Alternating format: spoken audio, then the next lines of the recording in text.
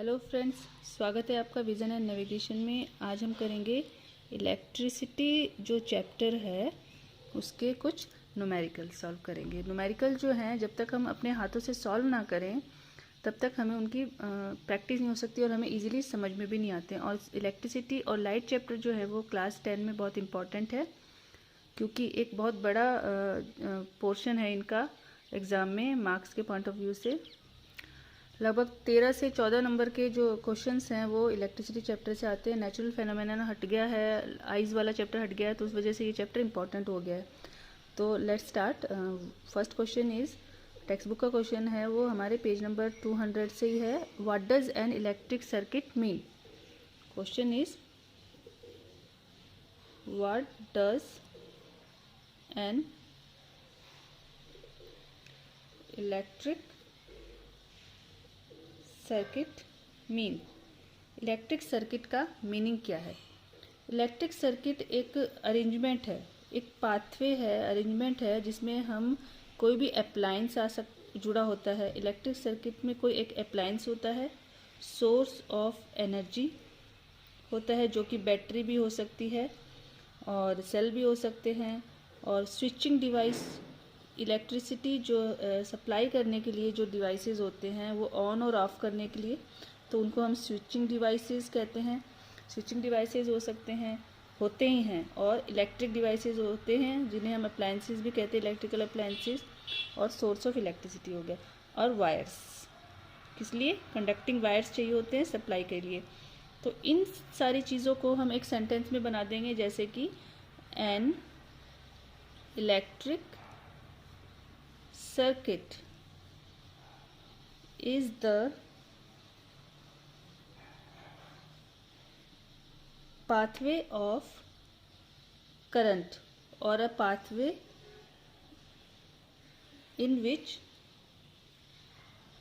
current can flow। Current flow होता है, और साथ के साथ जब करंट फ्लो होता है तो अप्लायंसेस जो लगे होते हैं उनमें करंट जाता है और वो वर्क करना शुरू कर देते हैं। सो आगे लिखेंगे, it consists of electric devices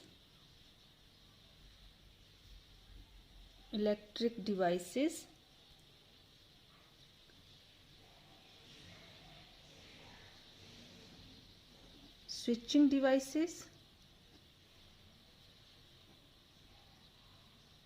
sources of electricity,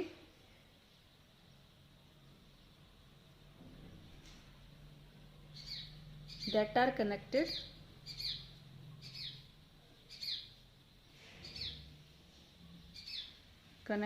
by what?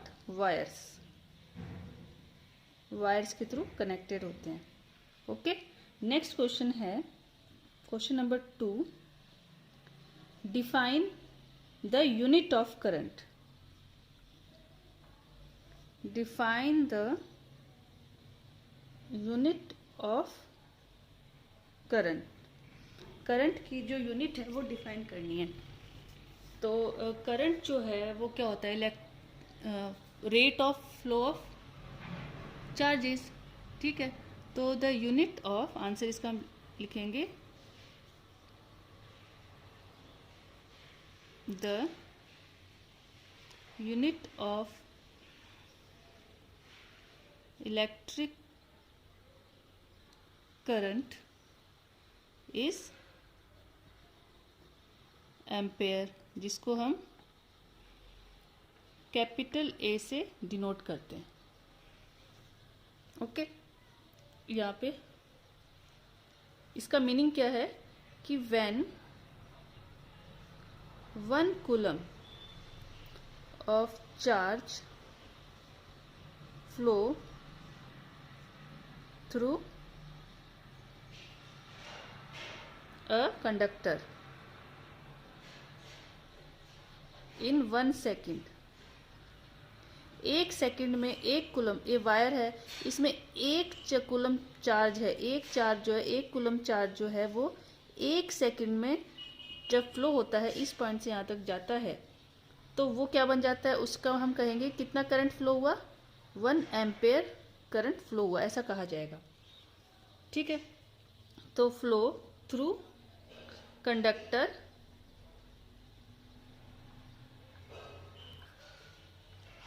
in 1 second,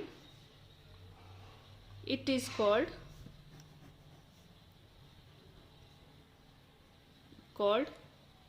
1 ampere current. ये डेफिनेशन होगी, आप लिखोगे इसको कैसे डिफाइन करोगे, करंट को हम I से डिनोट करते हैं, चार्ज को हम Q से और टाइम को सेकंड से। ठीक है, अनदर क्वेश्चन नंबर 3 जो है वो है calculate the number of electrons constituting 1 coulomb of charge.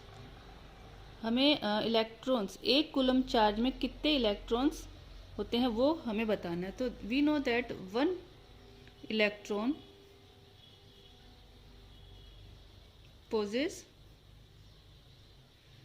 1 electron में 1 electron possess a charge of 1.6 into 10⁻⁻19 coulomb, इतना उसमें चार्ज होते हैं। ठीक है, तो नंबर ऑफ इलेक्ट्रॉन हमें ये पता है, ये हमने पहले पढ़ा था। तो number of electron is equal to total charge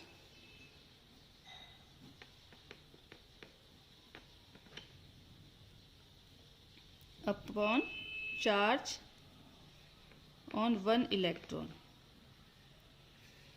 तो टोटल चार्ज कितना बोला उन्होंने, 1 इलेक्ट्रॉन में, और चार्ज ऑन 1 इलेक्ट्रॉन कितना चार्ज है, ये होता है।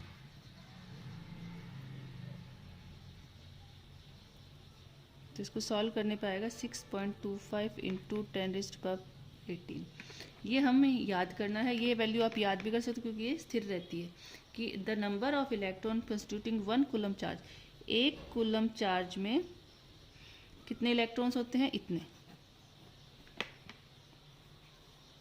Next question is page number 202। ये क्वेश्चन जो है वो पेज 202 का है, जिसमें पूछा है कि डिवाइस बताना है जो पोटेंशियल डिफरेंस जो है वो किसी भी कंडक्टर में, यहाँ से यहाँ तक कोई कंडक्टर है, उसमें जो पोटेंशियल डिफरेंस को मेंटेन करता है वो कौन सा डिवाइस है। Name a device that helps to maintain a potential difference across a conductor, a cell, battery, power supply, etcetera जो होते हैं, ये सब हेल्प करते हैं पोटेंशियल डिफरेंस को मेंटेन करने के लिए किसी भी कंडक्टर में। तो यहाँ पे हम ये लिखेंगे। क्वेश्चन नंबर 2, ये क्वेश्चन नंबर 1 है पेज 202 का। तो उसी का question number, answer number 2, what is meant by saying that the potential difference between the 2 point is 1 volt. इसका है कि हम अगर ऐसा कहते हैं कि किन्हीं 2 पॉइंट्स ए और पॉइंट बी, इनके बीच में पोटेंशियल डिफरेंस है, वो क्या है, इनके बीच में जो पोटेंशियल डिफरेंस है वो 1 वोल्ट है। अगर हम ऐसा कहते हैं तो इसका मीनिंग क्या होता है, इसका मीनिंग ये होता है कि पोटेंशियल डिफरेंस जो है वो क्या है, वर्क डन है। क्या, कौन सा वर्क डन, जब कोई भी एक चार्ज 1 कूलम चार्ज जो होता है, कोई चार्ज है 1 कूलम का, वो एक जगह से दूसरी जगह जाता है, तो उसको वहाँ पहुँचाने में कितना वर्क डन हुआ वो होता है, और वो वर्क डन होगा एक चार्ज के लिए 1 जूल। तो हम इसका आंसर लिखेंगे when, it means when 1 joule of work is required to move a charge of 1 coulomb from one point to another. then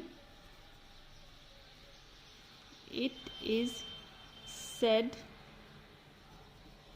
that the potential difference between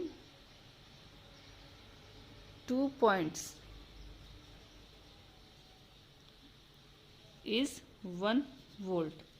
हम V is equal to work done upon ऐसे लिख देंगे, तो V क्या है 1 volt equal to 1 joule upon 1 Q के लिए 1 charge. How much energy is given to each coulomb of a charge passing through a battery of 6 volt. How much energy is given to each coulomb of charge passing through a 6 volt battery. ठीक है, तो कोई 6 volt की battery है किसी में, तो वो जो बैटरी है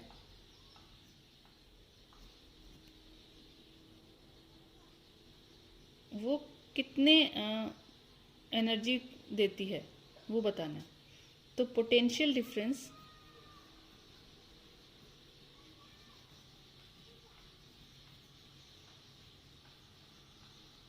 is equal to work done upon charge. तो वर्क डन मतलब वर्क डन भी एनर्जी है, कितना काम किया वो बताना है। तो वर्क डन जो है वो एनर्जी होती है, तो ये क्रॉस इसको कर देंगे, तो work done is equal to potential difference multiply by charge. Potential difference क्या दिया हुआ है 6 volt multiply by 1 is equal to 6 joules. इसकी यूनिट है। Next question page 209।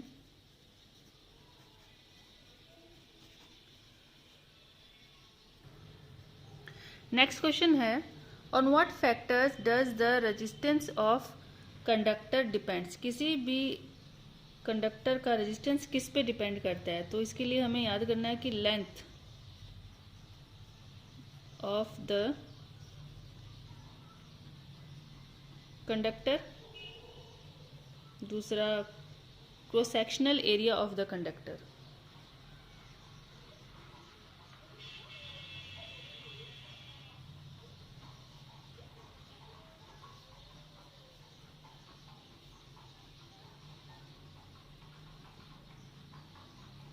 Third one material, मतलब वो कंडक्टर जो है वायर है या कोई भी, तो कौन से मेटल का बना है material, material of the conductor. Fourth one temperature, temperature of the conductor. हमें याद रखना है 4 चीजें हैं, कौन कौन सी, एक तो लेंथ ऑफ द कंडक्टर, दूसरा cross sectional area of the conductor, material of the conductor and temperature of the conductor. Question number 2 इसी पेज नंबर 209 पे, विल करंट फ्लो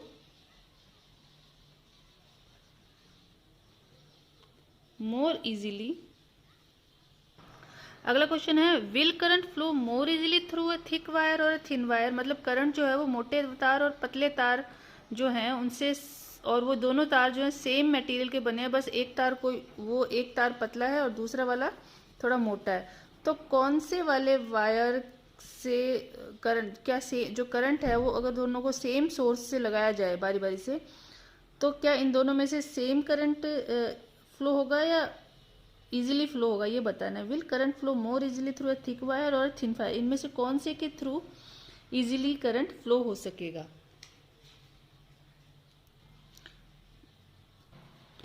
तो हमें पता है कि रेजिस्टेंस जो है वो इनवर्सली प्रोपोर्शनल होता है एरिया के, क्रॉस सेक्शन एरिया के। ठीक है, तो थिकर वायर जो है वो, जो थिक मोटा वाला वायर है, thicker wire has lower resistance जितना ज़्यादा क्रॉस सेक्शन एरिया उतना कम रेजिस्टेंस, मतलब मोटा तार तो कम रेजिस्टेंस, कम रेजिस्टेंस तो करंट को रोकने वाला कोई नहीं रहेगा, करंट को कोई रोकेगा नहीं तो वो इजीली फ्लो होगा।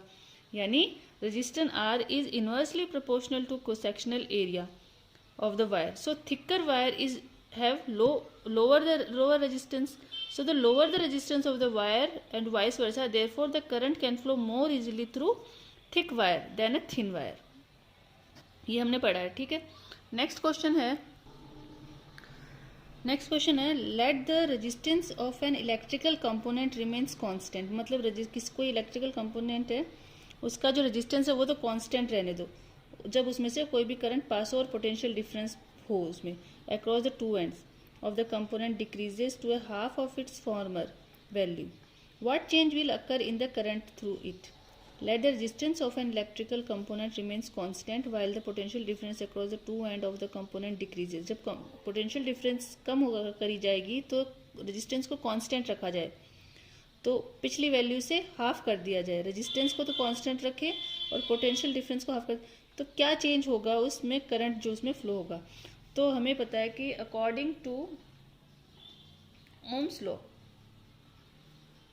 आंसर इसका अकॉर्डिंग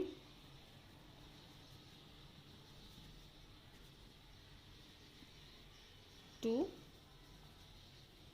ओम्स लॉ हमें क्या पता है, ओम्स लॉ क्या कहता है, V is equal to IR। तो इफ द रेजिस्टेंस, क्या बोला उन्होंने, if the resistance remains constant, अगर रेजिस्टेंस जो है वो कांस्टेंट रहता है तो V is directly proportional to I। हमने यही तो पढ़ा था कि रेजिस्टेंस कांस्टेंट रहता है तो V is directly proportional I होता है। तो नाउ इफ पोटेंशियल डिफरेंस और पोटेंशियल डिफरेंस को रिड्यूस कर दिया जाए टू हाफ, पहली वैल्यू से हाफ कर दिया जाए हैं, तो क्या होगा, करंट ऑल्सो बिकम हाफ। ये हाफ हो जाएगा तो करंट भी हाफ हो जाएगा। So at that time current also become half of original value से हाफ हो जाएगा। नेक्स्ट क्वेश्चन है draw a schematic diagram of a circuit consisting of a battery. एक बैटरी है उसमें कितने वोल्ट की, बैटरी ऑफ 3 सेल्स,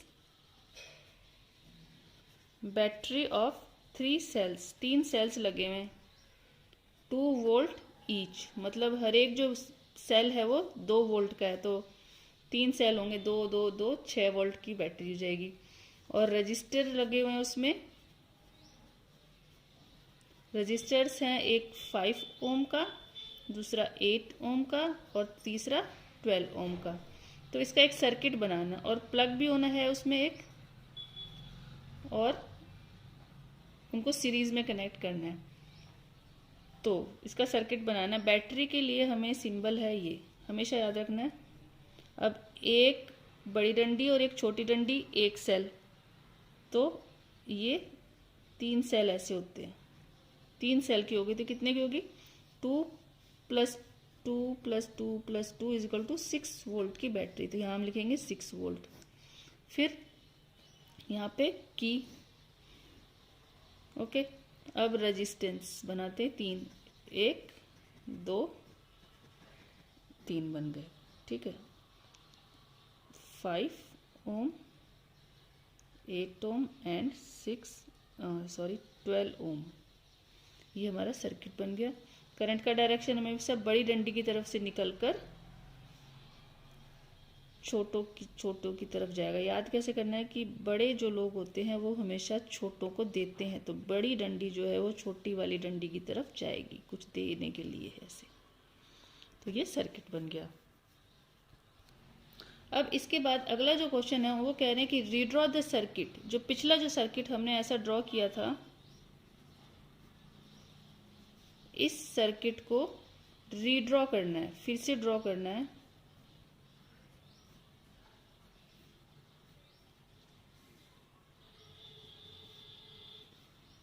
ये बिंदी लगी हुई, इसका मतलब की ऑन, मतलब स्विच ऑन है। इसमें एक एमीटर, पुटिंग एन एमीटर, एक एमीटर ऐड करना है टू मेजर द करंट, ठीक है, और एक वोल्ट मीटर ऐड करना है पोटेंशियल डिफरेंस को मेज़र करने के लिए। ये इसका और इसका सिंबल होता है, तो ये ऐड करने हैं।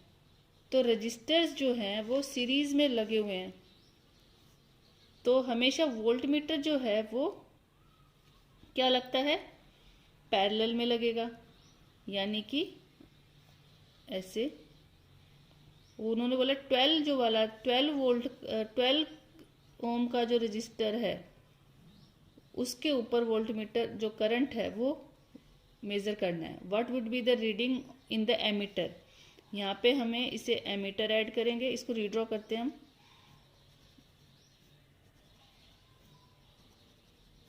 ये 5 ओम, 8 ओम एंड 12 ओम।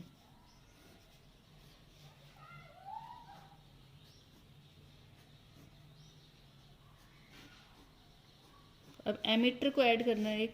इस एमीटर में क्या रीडिंग आएगी, अगर हम यहाँ के बीच का पोटेंशियल डिफरेंस हमें मेजर करना है तो वोल्ट मीटर यहाँ ऐड करेंगे। उन्होंने 12 रजिस्टर बोला है कि what will be the reading in the ammeter and voltmeter if we add a voltmeter across the 12 ohm resistor. इसके बीच में करते हैं। तो resistors are connected in series, सारे के सारे सीरीज में कनेक्टेड हैं।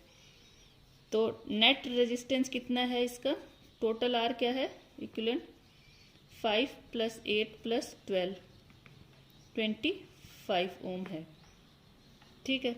अब यूजिंग ओम्स लॉ,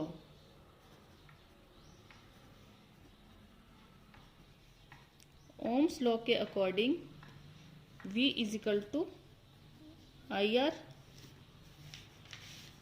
तो V क्या है 6, I निकालना है और R क्या है 25, और I कैसे निकलेगा इधर से 6/25, और I = 0.24 एम्पेयर, ठीक है। ये तो करंट आ गया। अब using Ohm's law we can calculate, ये करंट आया है तो हमें करंट ये किस में आई है, एमीटर में रीडिंग आई है। वो कह रहे वोल्ट मीटर में क्या रीडिंग आएगी, वोल्ट मीटर में हम क्या मेजर करते हैं, वोल्ट मीटर में हम V मेजर करते हैं। वोल्ट मीटर हमें V मेजर करके देता है, तो V कैसे निकालेंगे, I है R है तो V निकाल लेंगे। V = IR, I क्या है 0.24, हमारे पास एमीटर है, वोल्ट मीटर में V आता है, तो 0.24 मल्टीप्लाई बाय ये और R 25 = 2.88 वोल्ट हमारी रीडिंग आ जाएगी, ठीक है। नेक्स्ट इज जज the equivalent resistance when the following are connected in parallel. ये सारे पैरेलल में कनेक्टेड हो तो हमें इक्विवेलेंट रेजिस्टेंस निकालना है। सबसे पहले ए पार्ट का हम करेंगे। ए पार्ट में 1 ओम एंड 10⁻⁶ ओम जो है ये पैरेलल में कनेक्टेड हों। तो नेट पैरेलल रेजिस्टेंस का हमारे पास फार्मूला है 1/R = 1/R1 + 1/R2। R1 को हम किसी भी को भी R1 मान लेते हैं। ये 1 जो है ये R1 है और ये R2 है, ठीक है। तो 1/R = 1/1 + 1/10⁻⁶ = 10⁻⁶ + 1/10⁶। ये हो गया, L नीचे आ गया। तो 1 = 10, 6 = 6, और इसको मल्टीप्लाई कर देते। मैं तो सिंपली ऐसे ही करती हूँ डायरेक्ट, ठीक है। उसके बाद इसको रिवर्स कर देंगे। 1/R = 10/6 + 1/10⁶ है ना, इसको रिवर्स कर दें। R = क्या आ जाएगा 10/6 10/6 प्लस 1, तो ये आ जाएगा 1 ओम। दूसरा वाला नेट रेजिस्टेंस इन पैरेलल, तो इनको भी पैरेलल, इस वाले को भी सिमिलरली करेंगे। B part 1/r, similar same फार्मूले से, तो इसको कैसे कर देंगे 1/1 प्लस 1/10/3 प्लस 1/10/6। ठीक है, इसमें इनको सॉल्व करेंगे तो 10/6 प्लस 10/3 प्लस 1/10/6 आ जाएगा। इसका आंसर जो आएगा 1001001। ये आगे करेक्ट आंसर है 0.999, या फिर हम इसको 1 ओम के लग। An electric lamp of 100 ohm resistance, a toaster of resistance 500 ohm, 50 ohm, and a water filter of resistance 500 ohm are connected in parallel to a 220 volt source. What is the resistance of an electric iron? वहाँ पे अगर एक electric iron है, question में पूछा है कि electric iron में रेजिस्टेंस क्या होगा। सेम सोर्स, इसी सोर्स के साथ अगर उसको कनेक्ट किया जाए और कितना करंट उसमें होगा, और 3 अप्लायंसेस के what is the current through it, उसमें कितना करंट पास होगा, तो हमें बताना है। सबसे पहले तो हमें R1 क्या है 100 ओम, ये वाला, R2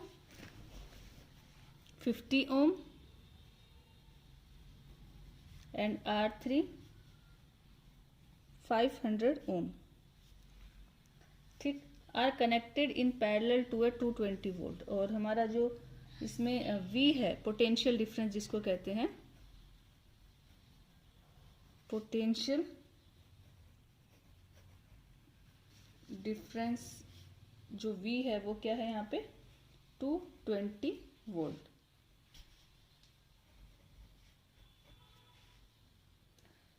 तो sum of resistance can be calculated, total resistance निकालेंगे पहले, तो पैरेलल में कनेक्टेड है तो 1/r is equal to 1/r1 plus 1/r2 plus 1/r3।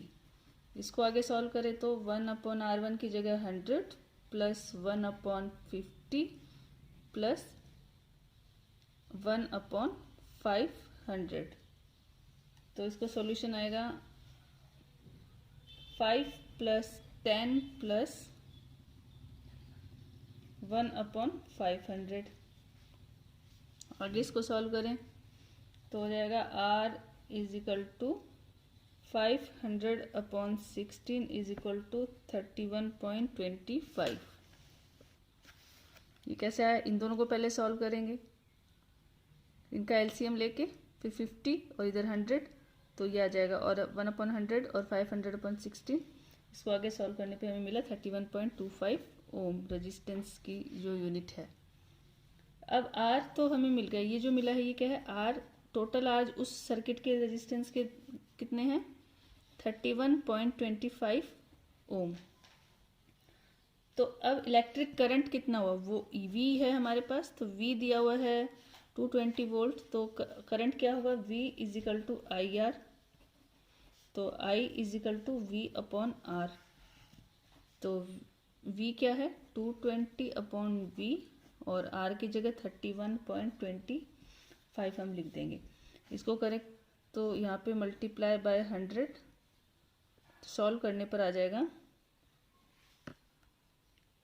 7.04 ampere. तो हमारे पास एक तो R मिल गया और हमारे पास I क्या है 7.04, ये I आ गया, I भी आ गया, R भी आ गया, V दिया ही हुआ है। ठीक है, अब electric iron take same amount of current, electric iron जो है वो भी उतना ही करंट लेगी जितने ये तीनों अप्लायंसेज ले रहे थे, लैंप, टोस्टर एंड फिल्टर जो ले रहे थे उतना ही करंट। तो फिर इलेक्ट्रिक आयरन का जो करंट है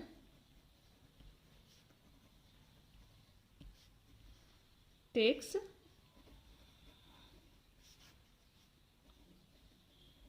same amount of current as 3 appliances. Thus electric current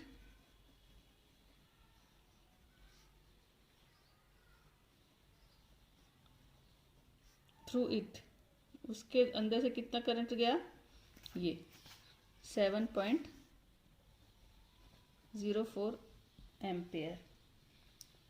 और पोटेंशियल डिफरेंस, करंट सेम है तो V भी उसके लिए यही वाला है 220 volt.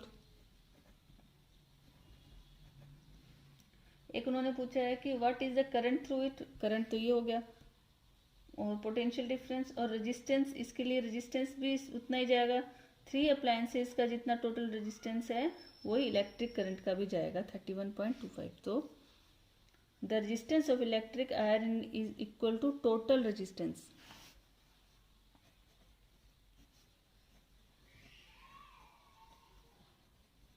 Resistance of electric iron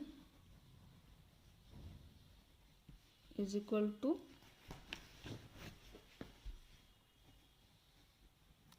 total resistance of 3 appliances.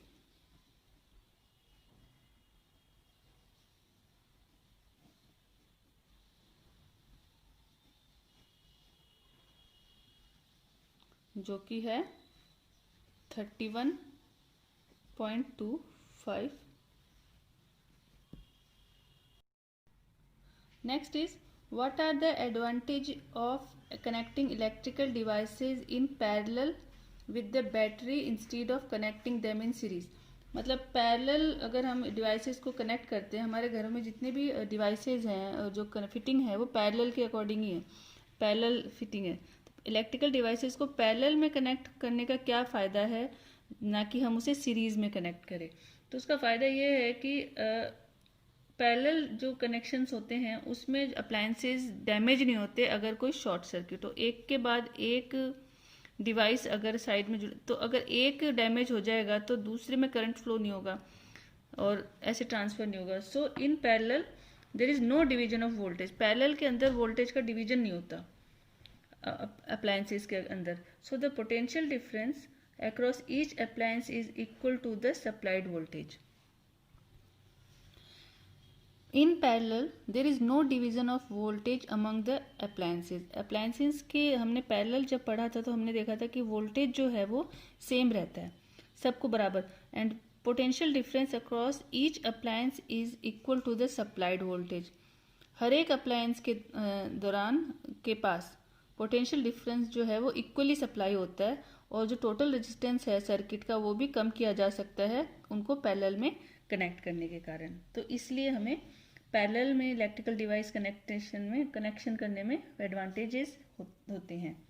Next question is how can 3 resistors of resistance 2 ohm, 3 ohm and 6 ohm be connected to give a total resistance of 4 ohm and 1 ohm। 3 registers को जो कि 2 ohm, 3 ohm and 6 ohm के हैं उनको किस तरीके से connect करें कि जो टोटल रेजिस्टेंस है वो एक बार तो 4 ओम आए और दूसरी बार 1 ओम आए। इनका कनेक्शन सीरीज कैसे करनी है ये हमें देखना है। टू गेट टोटल रेजिस्टेंस, अब ए वाला जो है उसमें 4 ओम रेजिस्टेंस चाहिए हमें। टोटल रेजिस्टेंस कैसे लेने, किसको ज्वाइन किस किस को करना है, हमें करना है एक तो 2 ओम का रजिस्टर है, एक 3 ओम का रजिस्टर है और एक 6 ओम का रजिस्टर है। इन तीनों को किस प्रकार ज्वाइन करें, तो हम 2 को तो पैरेलली और इसको सीरीज उनके सीरीज में ज्वाइन करेंगे। सबसे पहले सर्किट बनाने में हम बनाएंगे, एक एम्पेयर लगाया, ये एमीटर, ये ठीक है, और यहाँ पे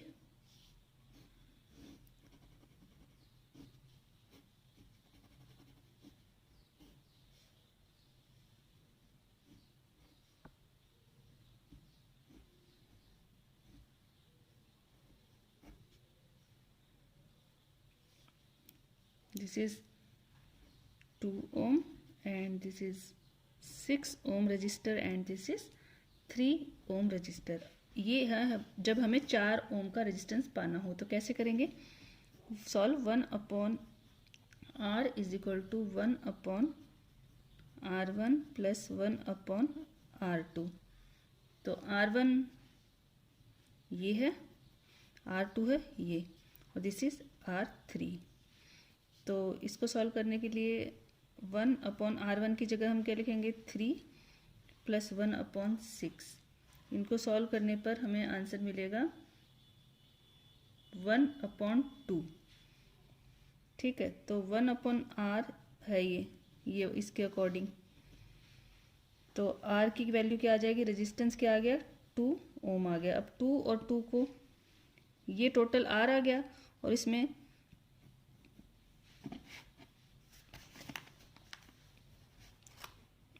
R टोटल प्राप्त करने के लिए इस R को और R3 को ऐड करेंगे, is equal to 2 + 2 is equal to 4 ohm. ये हमारा ए पार्ट सॉल्व हो गया। बी पार्ट के लिए हम 3, 6 और जो 2 है इनको पैरेलल में कनेक्ट करेंगे। तो 1/R is equal to 1/R1 plus 1/R2 plus 1/R3।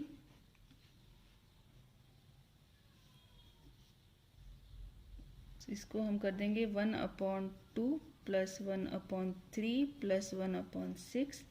इसको सॉल्व कैसे करेंगे? इन तीनों का एलसीएम लेके फिर हम फ्रैक्शन को जैसे सॉल्व करते हैं तो उस हिसाब से हमारा 3 + 2 plus 1/6, 6/6 is equal to 1 ohm answer आ जाएगा। नेक्स्ट क्वेश्चन है, what is the lowest total resistance that can be secured by a combination of 4 coils of resistance 4 ohm, 8 ohm, 12 ohm and 24 ohm। इन चारों को कैसे कनेक्ट करने पर हमें highest और लोवेस्ट रेजिस्टेंस प्राप्त होगा? इसके लिए हमको इनको सीरीज में, connecting resistance in series always gives maximum resistance. हमें याद रखना है कि किन्हीं भी रजिस्टर्स को अगर हम सीरीज में कनेक्ट कर देंगे तो हाईएस्ट रेजिस्टेंस प्राप्त होगा, और पैरेलल में करेंगे तो मिनिमम, लोवेस्ट। तो सबसे पहले हाईएस्ट के लिए हम सॉल्व करते हैं। So we will write connecting resistors in series always highest resistance.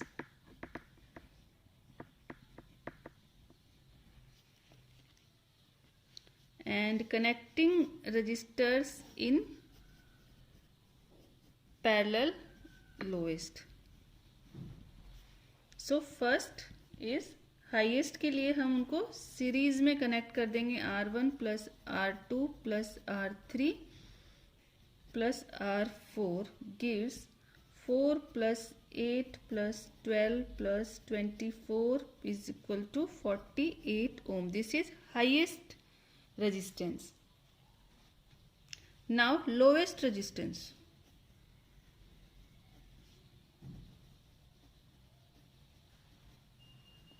lowest resistance में parallel R1 R2 plus R3 R4। ठीक है, इसको सॉल्व करेंगे 1/6 प्लस 1/8 प्लस 1/12 प्लस 1/24। एलसीएम इनका 24। तो 4 की टेबल में 4 है ना, ये 6 क्यों लिखा मैंने? 1/4। तो 4 की टेबल में 6, 4 6 जो 24, तो 6 1 जो 6 प्लस इसी का हम सारे लिख लेंगे 12/24 gives 1/2। तो minimum resistance we can get is 2 ohm. ठीक है, नेक्स्ट एग्जाम्पल है बुक का, an electric iron consumes energy at a rate of 840 watt। When heating is at maximum rate and 360 watt when heating is at minimum. मतलब 360 तो सब कम और 840 highest rate पे। तो वो पूछ रहे हैं कि when the heating is at minimum the voltage is 220 volt, what are the current and the resistance. इसमें करंट और रेजिस्टेंस निकालना है। तो हमने अभी heating effect of electric current में हमने कौन सा फार्मूला पढ़ा है, हमने पढ़ा है H is equal to I square R T, एक पढ़ा है P is equal to V Q upon T, जिसमें V ये क्या है, ये करंट है, तो V I P is equal to V I. ये सारे फार्मूले हमें heating effect of electric current के लिए याद रखना है, जहाँ पे गर्म करने की बात हो तब की। तो H is equal to V I T ये भी होगा। ये सारे फार्मूले हमें याद करने हैं। तो अब देखते हैं इनको इस्तेमाल कर हम इस क्वेश्चन को कैसे सॉल्व करते हैं।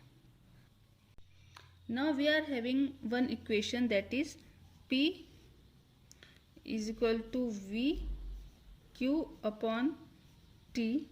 इसको हम V और I भी लिख सकते हैं, बिकॉज Q अपॉन टी को I बोला गया है। हमने करंट की rate of flow of charges है, rate of flow of charge is current. तो इसके हिसाब से P is equal to V I हो गया। ठीक, अब करंट, इससे करंट की हम इवेल्यूशन कर सकते हैं ना। करंट क्या होगा, V इधर चला जाएगा तो P अपॉन V हो गया। तो सबसे पहले इन्होंने हमें पूछा है कि व्हाट आर द करंट। तो when heating is at maximum, पहले केस में व्हेन हीटिंग इज एट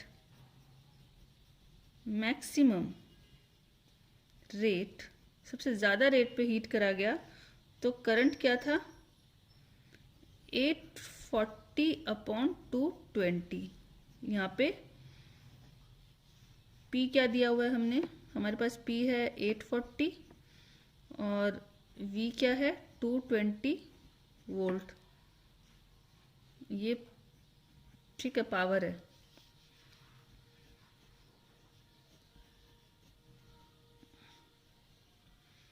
तो 3.82 एम्पेयर करंट आ गया जब हम 42 को डिवाइड करेंगे 11 से। ठीक है, तो ये आ जाएगा 11 3 जा 33 और ऐसे सॉल्व करके आगे आ जाता है। दूसरा, resistance of the electric iron. Resistance of the electric iron जो है उसका resistance V upon I, Ohm's law के V is equal to I R, यहाँ पे ओम्स लॉ लगेगा। तो 220 अपॉन आई क्या है, जो ये आया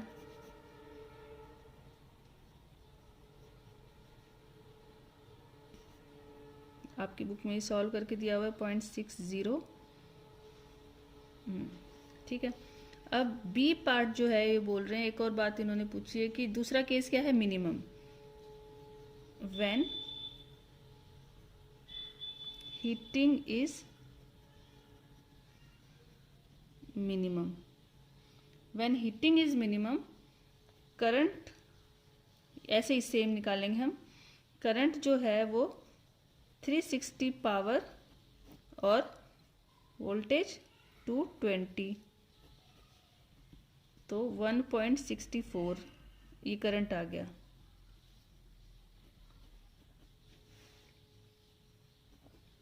सिमिलरली रेजिस्टेंस जो है वो V अपॉन आई, जैसे यहाँ पे निकाला वैसे यहाँ पे निकालेंगे। 220 से 1.64 को करेंगे और हमारा करंट आ जाएगा 134.15 रेजिस्टेंस आ जाएगा, सॉरी। ठीक है, नेक्स्ट क्वेश्चन है कि 100 joule of heat are produced each second in a 4 ohm resistance.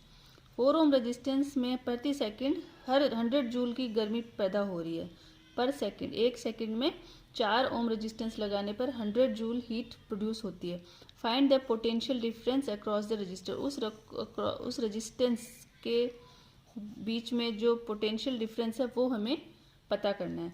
तो H दिया हुआ है, हीट है 100 जूल, R 4 ओम और टाइम है 1 सेकेंड। तो वी के निकालने के लिए हमें आई इज इक्वल टू ये फॉर्मूला इस्तेमाल करके इसको सॉल्व कर दिया गया। अब पोटेंशियल डिफरेंस निकालना है ओम्स लॉ से और इसे सिंपली सॉल्व कर लिया। ये बहुत ही इजी क्वेश्चन है। ये आई स्क्वायर का जब रूट हटाया, आप सोचोगे कि ये अंडर रूट कैसे आया, तो आई स्क्वायर इधर ही रहेगा तो एच अपॉन आर टी आ जाता है। तो ये स्क्वायर का हटाएंगे तो ये अंडर रूट आ जाता है। फिर इसको हमें सॉल्व करना, आपको मैथमेटिक्स की प्रैक्टिस करनी होगी ऐसे क्वेश्चंस को सॉल्व करने के लिए। Next question, why does the code of an electric heater not glow while the heating element does. जो इलेक्ट्रिक हीटर की जो कोड है वो ग्लो क्यों नहीं करती, जबकि why does the code of an electric heater not glow while the heating element does, फिर भी वहाँ पे हीटिंग कोई भी एलिमेंट है वो करता है। ऐसा क्यों होता है? ऐसा इसलिए होता है कि the heating element of an electric heater is a resistor. जो वायर होती है जिसमें प्लग होता है, स्विच होते हैं, 3 पिन होती है, ये जब हम स्विच में लगाते हैं तो ये जो कोड है, ये तार जो लगा होता है, ये क्यों नहीं गर्म होके रेड होता, ठीक है, रेड नहीं होता है। जबकि जो इलेक्ट्रिक हीटर है उसमें जो कॉइल लगी होती है वो रेड हॉट हो जाती है। ऐसा बोल रहे, क्यों होता है ऐसा? ऐसा इसलिए होता है क्योंकि हमने जूल्स लॉ में पढ़ा है, जूल्स लॉ ऑफ हीटिंग में पढ़ा है कि जूल्स लॉ में बताता है कि जो H है, heat produced is directly proportional to resistance, ठीक है, directly proportional to resistance. Heat resistance ज़्यादा होगा तो हीट भी बढ़ेगी। तो जो एलिमेंट लगी होती है यहाँ पे हीटर की, so the resistance of electric heater, element of electric heater, electric heater is high. यहाँ पे रेजिस्टेंस ज़्यादा होता है ताकि वो हीट को ज़्यादा से ज़्यादा सहन करके वो डैमेज ना हो। तो हाई हीट रेजिस्टेंस हाई होता है तो करंट जो है वो इसमें हीटिंग एलिमेंट में पास होता है और बहुत ज़्यादा गर्म हो जाता है। It becomes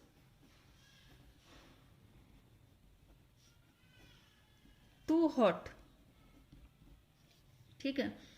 When current flows through the heating element, it becomes too hot because of high resistance. High resistance होने की वजह से हॉटनेस भी आ जाती है, ज़्यादा हीट हो जाती है तो ज़्यादा गर्म हो जाता है और गर्म होने की वजह से वो ग्लो करने लग जाता है। वहीं जो कोड होती है उसका जो रेजिस्टेंस है, resistance of cord of heater is low, वो लो होता है और उस वजह से it does not become red hot when current flow through it.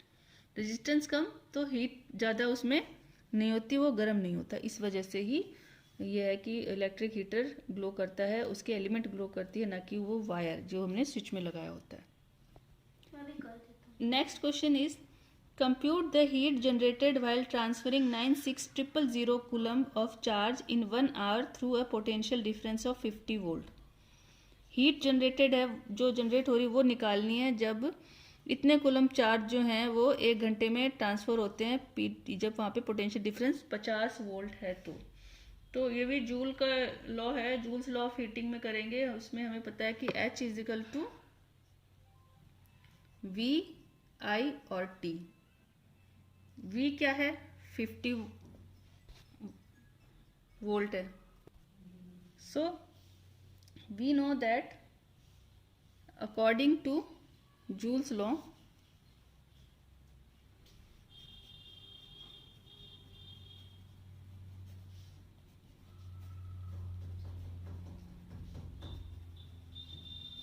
law of heating, according to Joule's law of heating, the amount of heat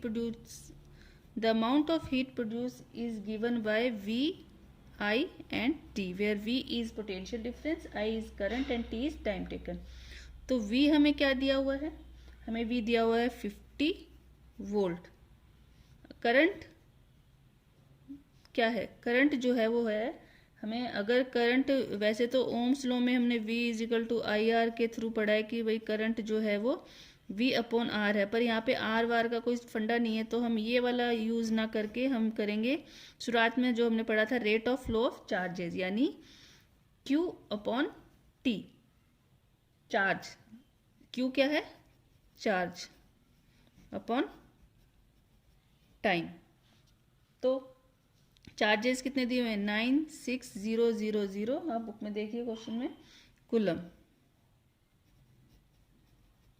और time जो है वो सेकंड्स में लेंगे तो 1 आवर है, टाइम क्या दिया हुआ था 1 आवर, और चार्ज क्या थे 960, ठीक है, ये था। तो यहाँ पे टाइम को हम 1 घंटे को सेकंड्स में कर लेंगे, 360000 सेकेंड।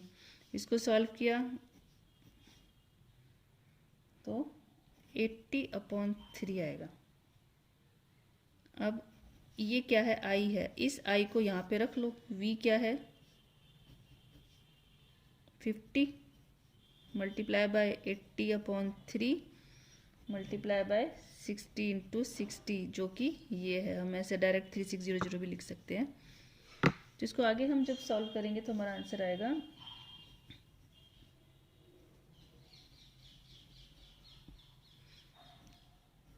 5 जीरो है, ठीक है।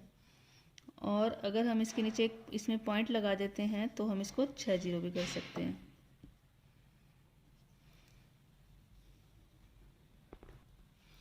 Next question, an electric iron of resistance 20 ohm takes a current of 5 ampere, calculate the heat developed in 30 second. 30 second में कितनी हीट डेवलप होगी वो हमको बतानी है। तो जूल्स लॉ क्या है, H, ये वाला फार्मूला, इसमें V is equal to I R, ठीक। तो V पता लगाना है, R दिया हुआ है और I दिया हुआ है, तो ये हमें पता चल जाएगा, इससे हम इजीली कैलकुलेट कर लेंगे। ये बहुत इजी क्वेश्चन है। तो V इजिकल टू VIT हमने इसमें करेंगे कि जो ये फार्मूला दिया हुआ है इसमें V is equal to I R करके 5 एम्पेयर और 20 ओम जो है वो उसमें दिए हुए हैं क्वेश्चन में, तो इनसे हमने पोटेंशियल डिफरेंस निकाल लिया। वोल्ट में 100 वोल्ट आ गया। I जो है 5 एम्पेयर है, टाइम 30 सेकेंड बुक में दिया हुआ है, तो H इजिकल टू 100। इस वाले फार्मूले में ये सारी वैल्यूज पुट करके हम इजीली सॉल्व कर लेंगे। An electric bulb is connected to a 220 volt generator, इस जनरेटर से एक इलेक्ट्रिक बल्ब को कनेक्ट किया गया, तो द करंट इज, इतना करंट था 0.50 ampere. What is the power of the bulb, bulb की पावर क्या थी ये बताना है। तो P is equal to VI, ये जो हमें ऊपर दिया हुआ है P is equal to VI, इसमें इलेक्ट्रिक पावर में P is equal to I square R, V की जगह IR रख दिया, तो I और I 2 I हो गए, IR होता है, तो एक IR, इसकी जगह इसको रख दे तो IR मल्टीप्लाई बाय I, तो I स्क्वायर R, ठीक है। और ये अब VR कैसे हो गया, V स्क्वायर R ऐसे हो गया कि P is equal to I और R, ठीक है। तो IR क्या होता है V स्क्वायर R, ठीक है। अब हम करेंगे ये वाला क्वेश्चन, तो P is equal to VI multiply कर दिया, सिंपल क्वेश्चन आ गया। नेक्स्ट क्वेश्चन है, an electric refrigerator rated 400 watt operates 8 hour per day, what is the cost of the energy to operate it for 30 days at 3 rupees per kilowatt hour. 3 रुपये पर kilowatt our के हिसाब से 30 दिन की कितनी कॉस्ट होगी। एक रेफ्रिजरेटर जो है वो इतने वॉट का है और 8 घंटे एक दिन में चलता है, तो the total energy consumed by the refrigerator in 30 days would be 400 watt and 8 hour per day multiply by 30 days, तो वॉट पावर टाइम, तो ये आ गया, सॉल्व हो गया इजीली जो ये है। और इसके बाद the cost of energy to operate the refrigerator for 30 days is 96 kilowatt per hour को 3 रुपीज़ से कर देंगे, 288 रुपीज़ आ जाएंगे। इसी प्रकार नेक्स्ट क्वेश्चन है, what determines the rate at which energy is delivered by a current. What determines the rate at which energy is delivered by, किसी भी करंट के द्वारा जो एनर्जी डिलीवर की जाती है उसको पता लगाने के लिए क्या किया जाता है, या फिर क्या है जो हमें ये चीज़ बताता है। So the rate of consumption of electric energy in an electrical appliance is called electric power. जिस रेट पर कोई भी डिवाइस जो है वो एनर्जी कंज्यूम करता है पर सेकंड, वो उसकी पावर होती है। तो the rate at which energy is delivered by a current is the power of the appliance. तो इसका है पावर ऑफ अप्लायंस। हम लिख सकते हैं इसमें द रेट कंज्यूम्शन, इसका आंसर लिखेंगे the rate of consumption of electric energy in an electric appliance is called electric power and the rate at which energy is delivered by a current, किसी current के द्वारा जो energy deliver की जा रही है जिस रेट पर प्रति सेकंड, वो उस अप्लायंस की पावर होती है। नेक्स्ट क्वेश्चन है, an electric motor takes 5 ampere from a 220 volt line, इतना करंट लेती है वो। तो determine the power of the motor and the energy consumed in 2 hour. Motor की पावर बतानी है और कितनी एनर्जी 2 घंटे में ली गई वो बतानी है। इसमें power of the electric motor, power के लिए हमने पहले फार्मूला देखा है P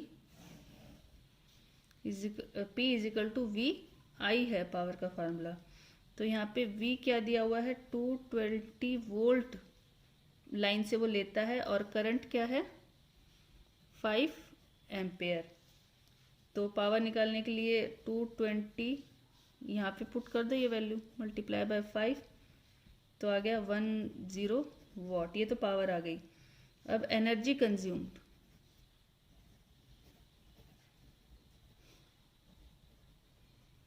energy consumed is equal to power multiply by time. Power हमें क्या मिली थी, P is equal to 1100 watt और टाइम 2 आवर। 2 आवर को सेकंड्स में कन्वर्ट करो, 2 multiply by 60 multiply by 60 is equal to 720। 1 घंटे में 3600, तो 2 घंटे में 7200 सेकंड्स। तो E जो है वो क्या है, दोनों को मल्टीप्लाई करना था, इन दोनों को मल्टीप्लाई करना है। तो हम 1100 मल्टीप्लाई बाय ये लिखेंगे 7200 सेकंड्स। ठीक है, तो इसका उत्तर क्या आएगा 7921234 जूल्स। ठीक है, जब आप इसको 792 मल्टीप्लाई बाय 10⁴ जूल्स भी कर सकते हो। यहाँ पे 6 करने हो, 6 करना चाहते हो, यहाँ पे अगर 6 लाना है तो 6 लाने के लिए क्या करना पड़ेगा, 4 में 2 1 2, यानी 7.92 मल्टीप्लाई बाय 10⁶ जूल। ये तो हो गए बुक